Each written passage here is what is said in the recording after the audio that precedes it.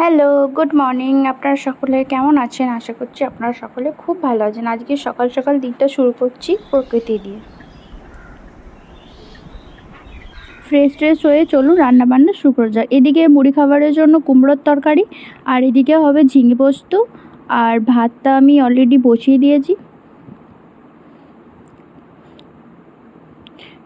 কুমড়োর তরকারি আমি চাপিয়ে দিলাম। তো পটল দিয়ে আলু দিয়ে কুমড়োর তরকারি হচ্ছে। আর আমি মুগ ডালটাও ভেজে নিচ্ছি, একটু ডালও করতে হবে কারণ শুকনো শুকনো তো কেউ ভাত খেতে পারবে না। এবারে দেখুন আমার ভাত অলরেডি প্রায় হয়েই এসেছে, আর এদিকে ঝিঙেগুলো আমি ভেজে নিচ্ছি আগে।